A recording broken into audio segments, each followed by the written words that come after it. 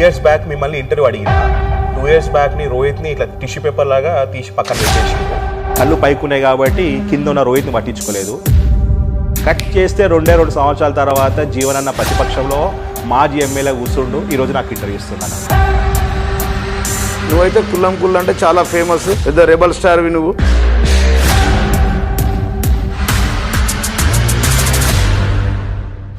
అన్న ఒక్క మాట లేదు, 10 మాట లేదు, బొంగు లేదు, చెప్పు. జీవన్ రెడ్డి అంటే ఆర్మూర్ అంటే జీవన్ రెడ్డి. మీరు క్రియేట్ చేసుకోరు, అది పాజిటివ్గా చేసుకురా నెగిటివ్ చేసుకురా, కానీ ఆర్మూర్ ప్రజలు చాలా గొప్పోళ్ళు. ఎందుకు ఒడగొట్టినందుక? ఇయ్యాల రేవంత్ రెడ్డి మొన్న ఎమ్మెల్యేగా మాజీ అయ్యిండు, ఇయ్యాల ముఖ్యమంత్రిగా ఉన్నాడు, ఆయన కూడా ఒకప్పుడు మాజీ కదా. ఆర్మూర్ సిటీని ఒక బ్యూటిఫుల్ సిటీగా చేశారు. సుమారు 5,000 కోట్లు ఖర్చు పెట్టినాం. రోడ్లు అయితే ఏంటి, డెవలప్మెంట్ ఏంటి, వాటర్ అయితే ఏంటి, లైట్లు అయితే ఏంటి, ఇంత డెవలప్ చేసిన జీవన్ రెడ్డి గారు మూడోసారి ఎందుకు గెలవలేకపోయినాడు? దాదాపు 30,000తో వండి కొడిపోయింది. ఒక సామెత ఉంది, పాతొక రోత కొత్తొక వింత, అది అక్కడేముందో అనేది. ఇన్ని పథకాలు ఇన్ని సంక్షేమాలు ఇచ్చిన జీవన్ రెడ్డి కాదని 30 సంవత్సరాల నుంచి ఓటేయని స్థానికుడు కానీ రాకేష్ రెడ్డికి ఎట్లా ఇచ్చాడు? రెడ్ శాండిల్ స్మగ్లర్ ఆయన. వాడు ఇప్పటి నుంచి వాడే కదా. తప్పనా? వాడు అనొస్తాను. 30 ఏళ్ళు ఎప్పుడు ఆడు ఊరికి రాలేడు. మేము చెప్తున్నా కదా, నేను పెంచి పోషించిన పాములాగా ఆయన నల్లదాస్ పాము మారి నాకే వెన్నుపోటు పొడిచి. టీఆర్ఎస్లో కాస్ట్లీయెస్ట్ ఎమ్మెల్యే ఎవరని ఉంటే జీవన్ రెడ్డి. కార్ల షోకి ఎక్కువ. కేసీఆర్ గారు ఏ బట్టలు వేస్తే, ఏ ఫ్యాబ్రిక్ వాడితే, ఏ స్టిచ్చింగ్ వేస్తే అది ఇస్తాం. సుమారు ఒక 15,000 కోట్లు సంపాదించారన్న మీరు. ఇవే అబద్ధాలు అన్నీ, ఈ అబద్ధాలు చెప్పే మమ్మల్ని ఓడించడానికి యూట్యూబ్ ఛానళ్ళు మీలాంటి కుల్లా ఇట్లాంటి రోహిత్ లాంటి వాళ్ళు 100 మంది ప్రచారం చేసి స్టాంప్ పేపర్ తెచ్చుకో, నీకు రాసిస్తాను ఆస్తి. అధికారాన్ని ఉపయోగించుకొని దుర్వినియోగం చేసిన వ్యక్తి ఎవరు ఉంటే జీవన్ రెడ్డి అంటే.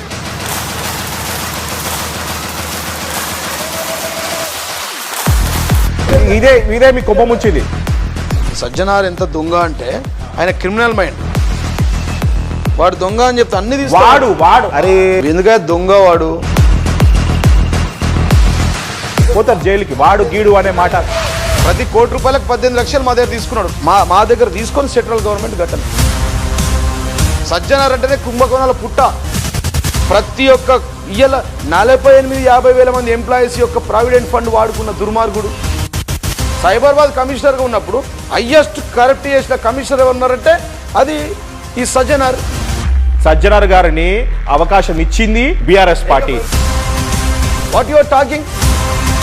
హీరోని చేసింది బీఆర్ఎస్ పార్టీని. ఎందుకు అరుస్తున్నావు? అరుస్తా కదా, వినాలి. పరువు నష్ట దావా వేస్తారు. అది పరువు నష్ట దావా వేస్తే బొంగేసుకుంటాడు. వేసుకోమని ఏం బిక్కుతాడు? పీక్కోమన్నాయా? ఏం బిక్కుడా పీక్కోమన్నా? ఐపీఎస్ కదా.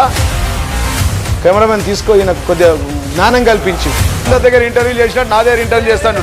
సజ్జనార్ గారు జీవన్ రెడ్డి గారిని టార్గెట్ చేసినందుకే జీవన్ రెడ్డి గారు ఇవన్నీ బయట పెట్టి. ఎందుకు టార్గెట్? ఏం టార్గెట్ చేస్తావు? వాడు ఏం పీకలేడు నన్ను. వాడేందా టార్గెట్ చేసేది నన్ను? నాకు పీకేది ఏందా? ఏం చేస్తాడు చెప్పు? మాల్ సీజ్ చేస్తాను పోతుంది కదా. ఎక్కడ సీజ్ అయింది? పోయి సినిమా చూస్తావు, పోయి చూసుకోండి రా. వాడు వికీపీడియాలో ఏముందో చూపిస్తావు. ఒక్క నిమిషం. RTC Sajjanar Wikipedia known for encounter specialist. ఈయన స్పెషలిస్ట్ ఏంటంటే సిగ్గుందా అండి అట్లా పెట్టుకోవడానికి? ఎంతోమంది అమాయకులను చంపిన కేసులు ఉన్నాయి. మా బాస్ కేసీఆర్, మా దేవుడు కేసీఆర్. మేము మా boss is boss, king is king, boss is always right, I live for my boss, I die for my boss. ఇట్లనే బొంతు రామ్మోహన్ గారు చెప్పి ఇట్లా వెళ్తుంది. బొంతు రామ్మోహన్ కొత్తనే, వాడు వీడు ఎవరు తేడా లేదండి. కడియం శ్రీహరి, బొంతు రామ్మోహన్ వీళ్ళంతా నమ్మక ద్రోహులు. ఇంతకంటే ఫాదర్ ఆఫ్ ద చీటర్స్. ఫోర్సులు పెట్టినా నాకు ఎమ్మెల్సీ ఇస్తానా, మంత్రి ఇస్తానా, ముఖ్యమంత్రి ఇస్తానా కానీ పార్టీ వదిలిపోయేటోని కాదు. చివరికి ఇదే పార్టీ కండవ కప్పుకొని, బీఆర్ఎస్ కండవ కప్పుకొని ఇదే పార్టీలో చచ్చిపోతాం. కేసీఆర్తో గోక్కున్నోడు ఎవడు మిగిలలేడు. కేసీఆర్ చరిస్మా తూడిస్తే తూడిచిపోయేది కాదు. ఆయన 500 kV ట్రాన్స్ఫార్మర్. ఇట్లాంటి కాంగ్రెస్ వాడు బీజేపీ ముట్టుకుంటే మాడి మస్మాన్పై బ్లాస్ట్ అయిపోతుంది. Part 2 is coming soon. Sajjanar jail పోయినాక పెట్టుకుందాం. Jeevan Reddy FIRs with Pakka